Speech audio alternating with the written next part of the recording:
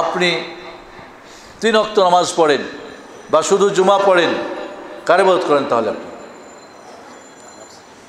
আপনি খাওয়া দাওয়া করেন কোন নিয়মে? চলাফেরা কি? আপনার পোশাক কী নিয়মে চলে? আমাদের আজকে পোশাক নিয়ে বিভিন্ন জন বিভিন্ন পোশাক বানাই দিয়েছে, এটা ইসলাম, এটা হলো সুন্নতি পোশাক। সুন্নতি পোশাক কাকে বলে জানেন আপনি? একজন বলে ডক্টর জাকির নায়েকের পোশাক ও কাফের। কেন কাফের? কই ইহুদিদের পোশাক পরে।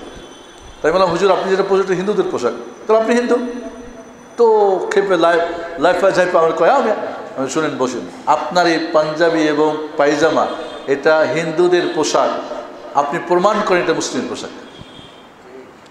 মুহাম্মদুর রাসূলুল্লাহ সাল্লাল্লাহু আলাইহি ওয়াসাল্লামের পোশাক এবং আবু জাহাল আবু লাহাবের পোশাকে কোনো পার্থক্য ছিল না, একই পোশাক পরতো সবাই।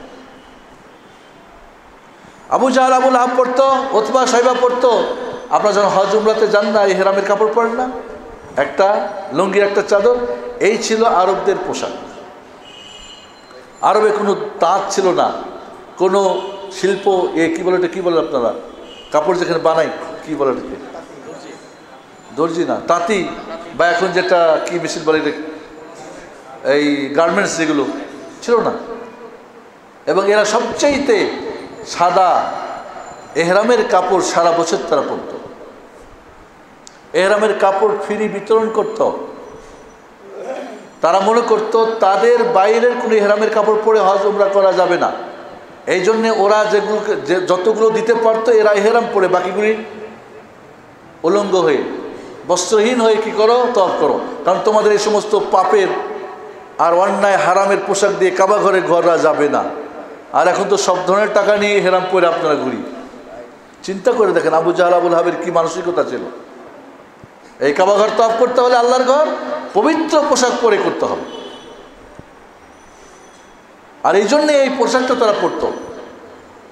আবু জাহাল আবু লাহাবের আর মুহাম্মদ সাল্লাল্লাহু আলাইহি ওয়াসাল্লামের পোশাকের উপর ওরাও পাগড়ি পরতো, রাসূলও পাগড়ি পরতো।